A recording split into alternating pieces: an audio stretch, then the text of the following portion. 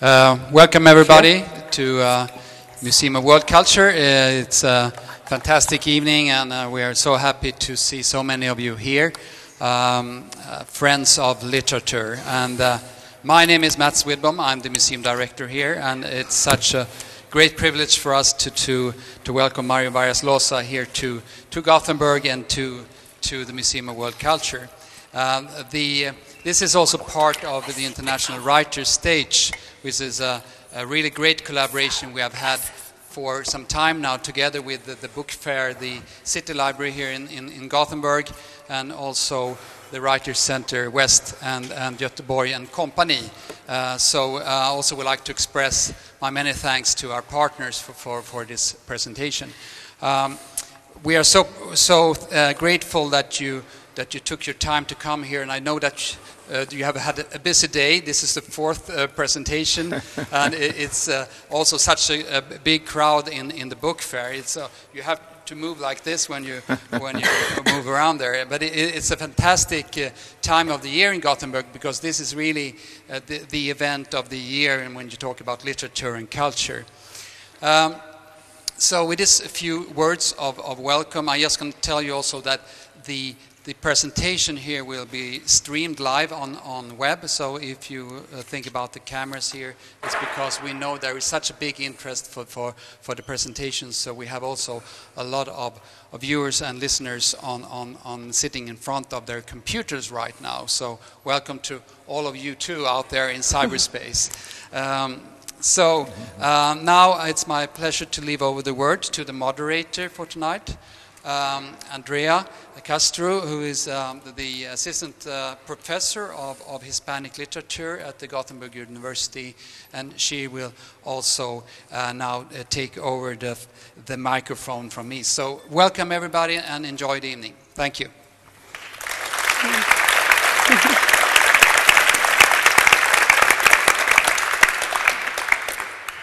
Well, here we go. One more interview. But in approximately 1 month from now, the Swedish Academy will be acclaiming a new Nobel Prize laureate. So you will be able to rest after this intense year. Let's say that you were given the possibility to influence on that decision. Who would you like to pass on the prize? Well, I think there are many very good candidates. But if I have to choose one, I think I would choose Claudio Magris, the Italian writer from Trieste, who I think is a very great writer, very good novelist, wonderful essayist, and a very good travelogue. I always remember the impression that I had when I read the book that he consecrated to the Danube River. Fantastic book, which is many things at the same time: an essay, political, literary, cultural, and also a kind of novel of adventures. Beautiful book. I think he's one of the most important contemporary writers. Thank you. You started your award ceremony speech talking about reading, about when you started reading at the age of 5 at the class of Brother Justiniano, and how important this was for you, both personally and in your training as a writer. And you have also written books about writers that have been important for you, as Flaubert or Onetti. But how are you as a reader today? Oh, I always says that to learn how to write is the most important thing that has happened to me in life. I always remember how life enriched itself through this magical operation of transform the letters, the words, in images that reproduce life and made me travel in a space in time and to be at the center of a fantastic world of adventures in which everything become a fantastic challenge to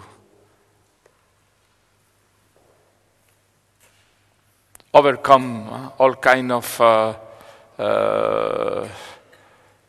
limitations.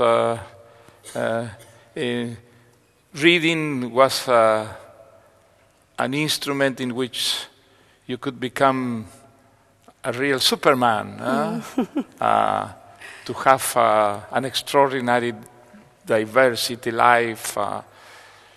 And I suppose I became a writer because the extraordinary pleasure that gave me to read. This pleasure is still there.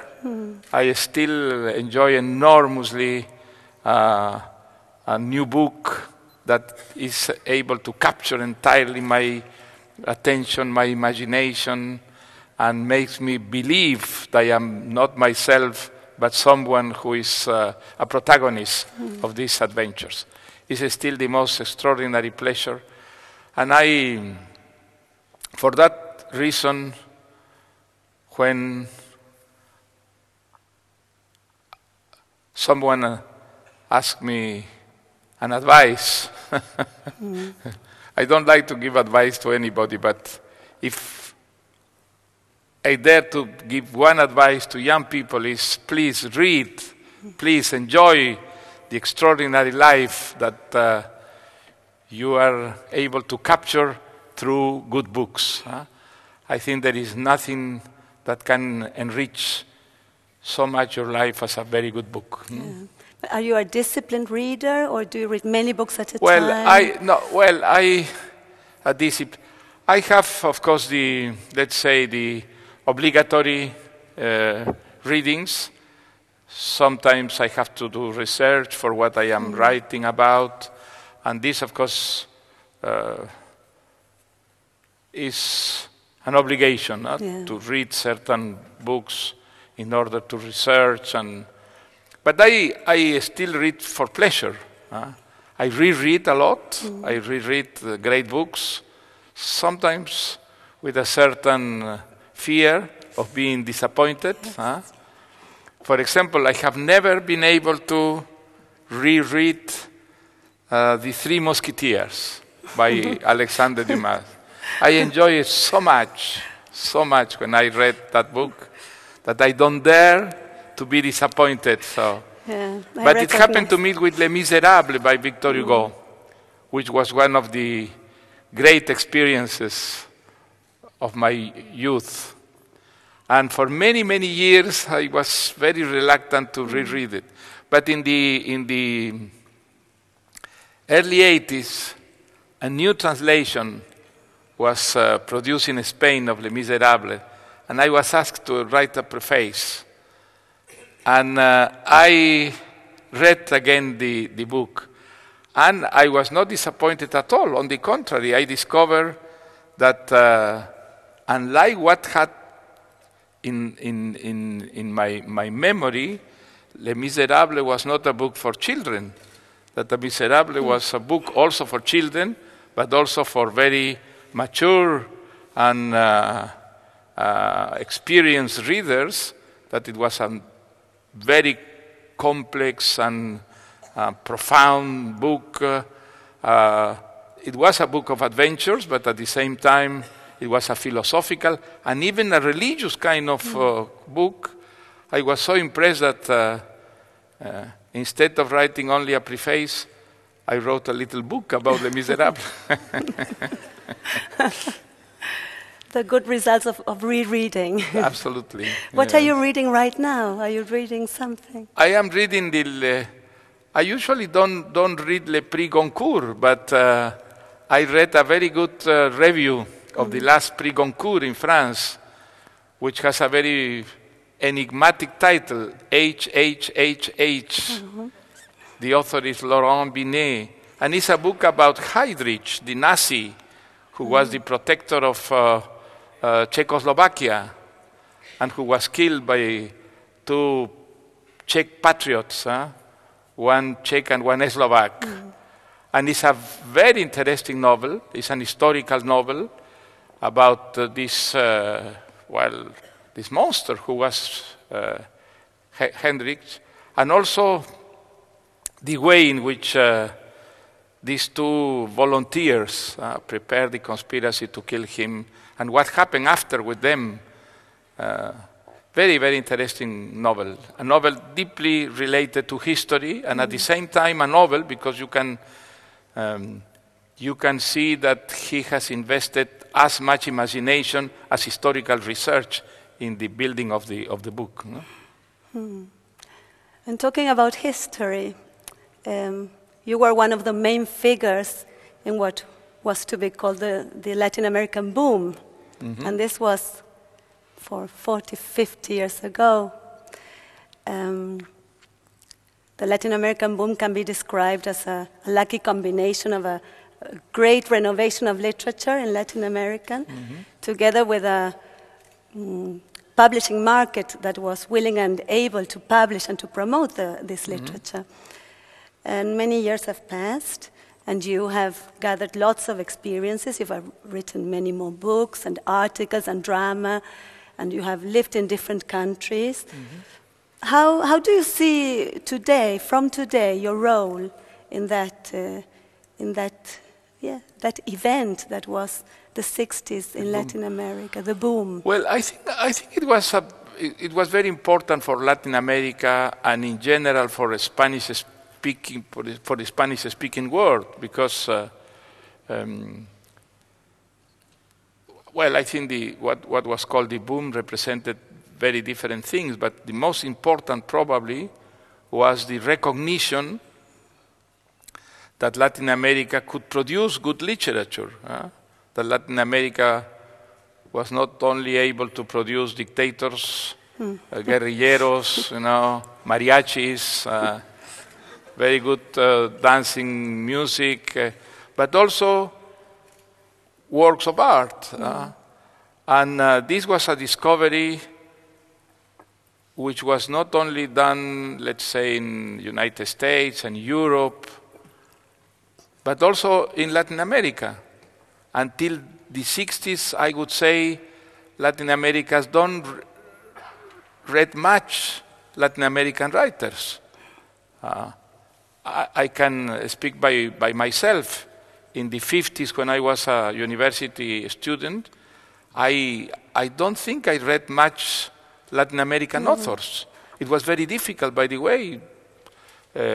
Colombian, Venezuelan, Costa Rican writers, books didn't arrive to Peru, So what we read at that time was French, English, American, Italian, German writers. I think in the 60s all this changed, but dramatically. Latin Americans started to read also Latin American authors. As in many European countries, Latin American authors were discovered and translated and promoted, and it was a very, very interesting period. On the other hand, I think Latin American writers started to feel themselves Latin Americans. I think it was my case. I always say that I discovered that I was a Latin American living in Paris. Until then, I felt myself a Peruvian writer who wanted very much to become a French writer. In Paris, I discovered that it was absolutely impossible for me to become a French writer, but that I could console myself becoming a Latin American writer. I met many Latin American writers who were living or who were always passing through Paris, and I discovered that it was a very rich and interesting and ambitious Latin American novels. I discovered Borges, Cortázar, García Márquez, José Donoso, and I met these writers, and I discovered that I belonged to a community which was much larger than Peru, and that a community that was producing very, very interesting literature. And I started to feel myself a Latin American. And I think that my case was the case of many, many Latin American writers. And I remember that in those years, in the 60s, the years of the boom, a literary magazine, Le Lettres Nouvelles, published an issue consecrated to Latin America. And Octavio Paz wrote a preface, a beautiful preface. And the title of this preface was Paris, Capital of the Latin American Literature. And there was certain truth in this title. Yeah. I would dare say that in this half a century that has passed, there has been a shift. You insist in remembering that I am an old man, no? Yeah, I thought if maybe I shouldn't say about this half a century. I'm sorry. Well, due to the acceleration of globalization and the flow of information, I think we have seen a shift from a predominantly romantic idea of the writer as an artist and the book as art, the literature as art, to a more what kind of realistic vision no, more of the like writer? The literature as commodity, the book as commodity, and the artist more as a brand that has to promote itself. Would you agree to this description? I think literature is both things, no? On one hand, literature is associated with dreams, with ideals. Is not something that makes part, let's say, of the daily life of everybody, no? But on the other hand, literature means books. Well, now e-books too. Yes. That is merchandise that are produced and sell through markets. So there is also this aspect of literature that we cannot avoid. This is also literature. The roots of literature are in the real life. But I think books are much more than that. Certain books, not all books, of course, but certain books, I think, make a very important impact in the life of readers and can change these lives. I think good books improve lives of people. I wouldn't say that make people happier. That is difficult to say. But I think a life impregnated by good books is richer than otherwise. That you have more imagination, more sensibility, much more sensibility to perceive the complexities of the world. And also, I would say that good literature develops in a reader a critical attitude towards the world, towards ideas, towards other people. I am, for example, convinced that a society deeply impregnated with good literature is much more difficult to manipulate. For example, that a society that is, I would say ignorant, but in which literature has not made any kind of impact. I think it's easier for a tyrant or a demagogue to impose itself in a society which has not been contaminated with the kind of sensibility that good literature produces. In that sense, I think good literature is important if you want to have citizens that are... Literature. How would you say, what is good literature to you? What is good literature? Well, I think there is always There is bad nuances that are literature. difficult to describe. But I would say that you have a kind of literature that is purely entertainment. Literature that, well, sometimes is very entertainment, but that don't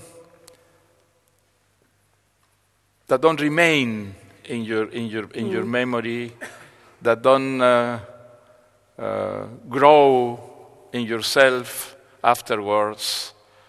And there are books that sometimes are a challenge to read because their complexity, because their structure or their languages, but books that are rich enough to give you incentives enough to persevere in the reading, and that books that remain in you, that remain and in a way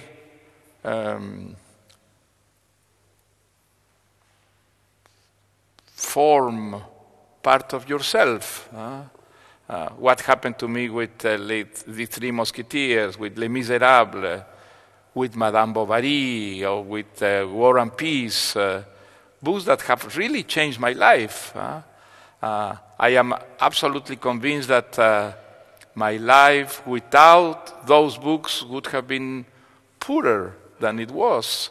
That because of these books, my life has been much more richer, because has prepared me to understand better the world in which I live and the kind of person that I really am and wanted to be in life. Well, these books, I think, are important books. I am not against literature as entertainment, not at all. No? For example, I had a polemics a few years ago when I wrote an article praising the books of Larsen. I said, I wrote an article and I said, I am in love with Lisbeth Salander. I am in love with Lisbeth Salander. It's a wonderful character. Yes, and these books are great entertainment. I don't think they are great books, no? They are entertainment, but great entertainment. So I think this kind of literature is perfectly legitimate and acceptable, but I cannot compare Larsen with Tolstoy, or Larsen with Faulkner, or Larsen with Joyce. No, so when I am thinking in great literature, I am thinking in writers that last, books that last, and that evolve with time and can be read again and again and again, because they renew itself with life and with history. And with the evolution of societies, no? Yeah. Well, your last novel, El Sueño del Celta, that was translated to the Swedish with the name of Keltenström, is the fascinating story of Roger Casement. Roger Casement, yes. A man that is full of contradictions, an imperfect hero, you said yesterday, talking in the program Babel. And as many of your earlier novels, some of your earlier novels, this one is based on a thorough research that has similarities with what the historian or the journalist do. And I was lucky enough to buy one early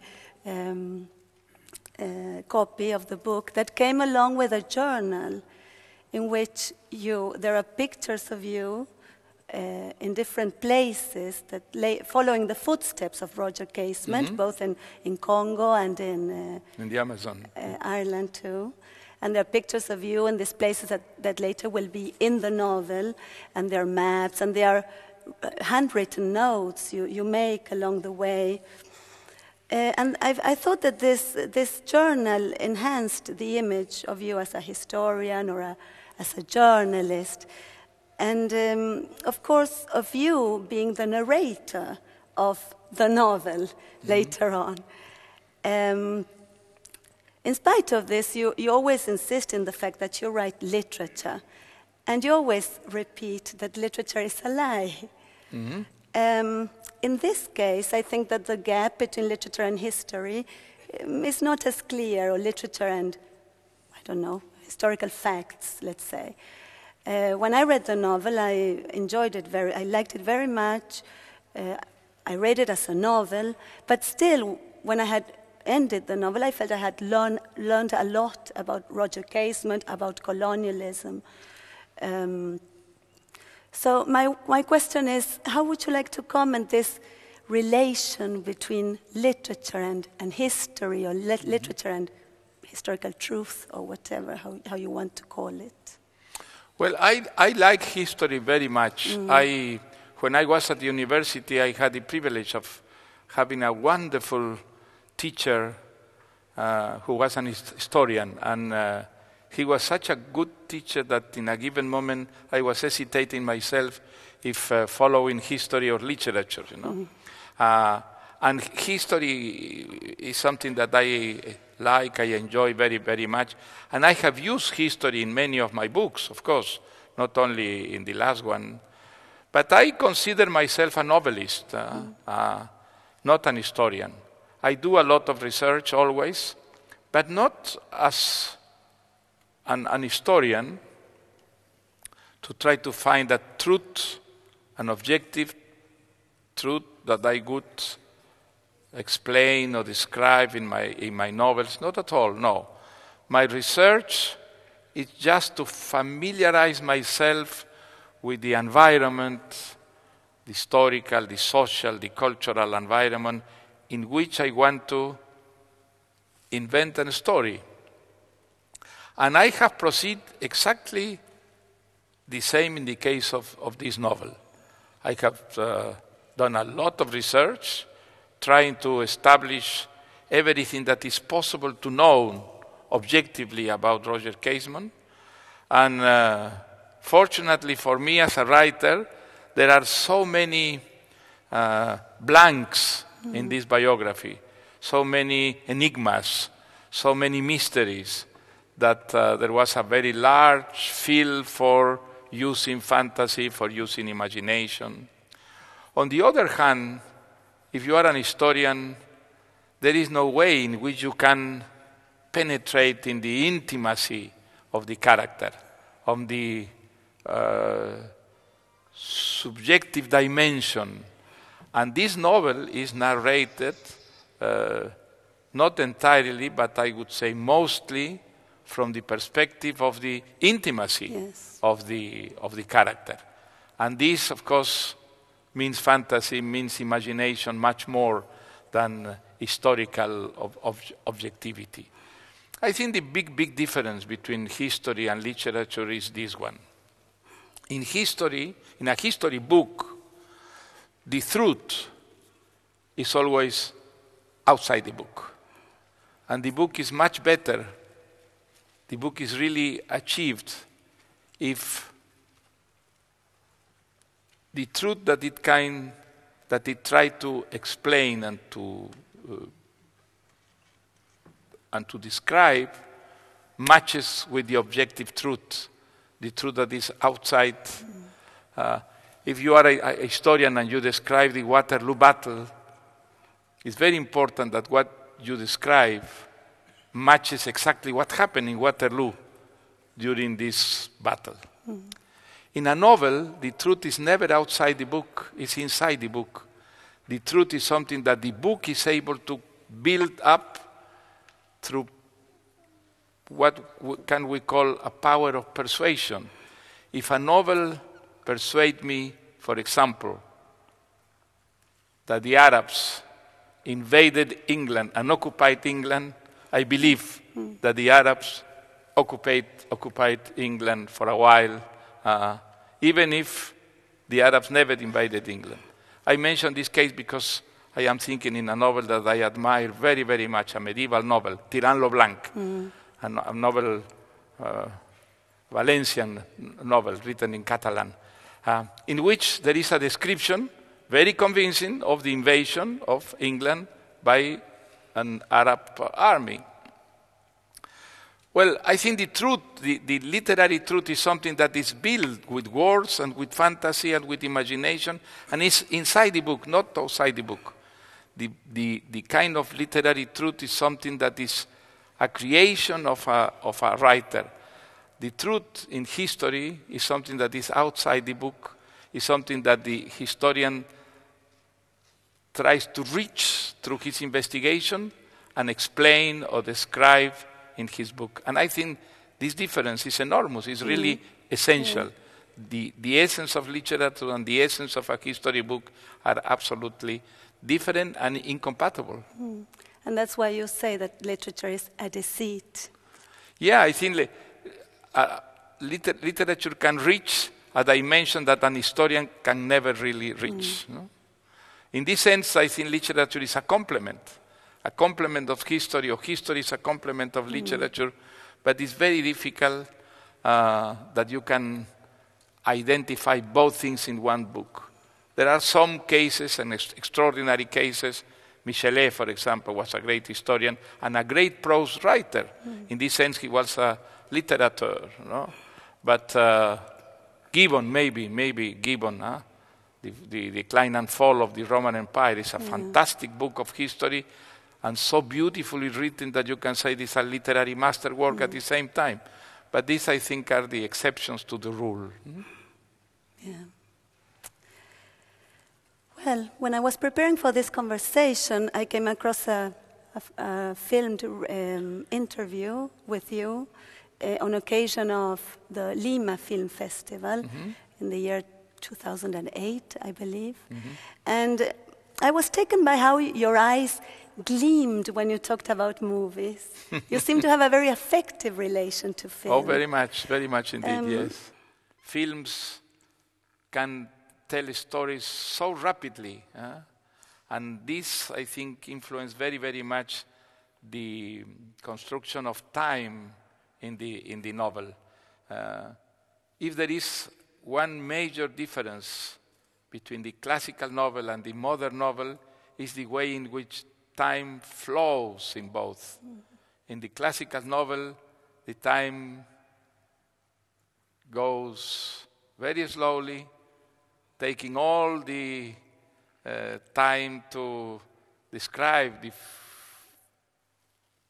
passage of time.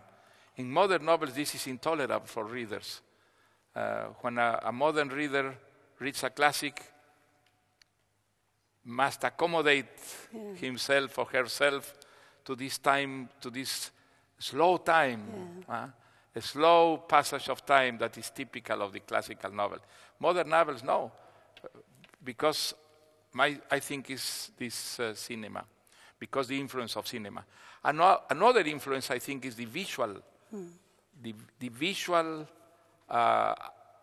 aspect of the modern novel. I think the visibility is much more present because of the cinema, because the influence of the images of the cinema in literature. As you said, I am a great cinema addict, but it is also true that I am not so rigorous with movies as I am with books. A bad book is something that irritates me very much. A bad movie is something that I can tolerate if it is not pretentious. If it is pretentious, no. Pretension in cinema, I think, is absolutely intolerable. But a good bad movie is something that I can appreciate and even enjoy, you know? Yeah. Yeah. Well, I think we're running out of time. Where is that I will ask you my last question, because I think time is out soon. And my question is very simple. What will you be doing this time next year? I will be writing, probably, yes. I will be writing in a more disciplined way than in the last months, in which discipline has been destroyed by journalists and by invitations, but all the sequels of the Nobel Prize of Literature. You know. And maybe looking at Claudio Magris and laughing. Oh, that would be great. I'll be enjoying, you know. And also pity him, you know, because If he wins the Nobel Prize, he will have a year. Very demanding. It's only a year. That's good. Do you have a new project to work on, or you? Oh, I am working. I am working slowly, but I always work. You know, Flaubert said once, writing is a way of living, and I think this is the best description of the literary vocation. No? Writing is my way of living since many, many years, and I couldn't live without writing. Even if I don't have much time, I always try to do some work every day if I can,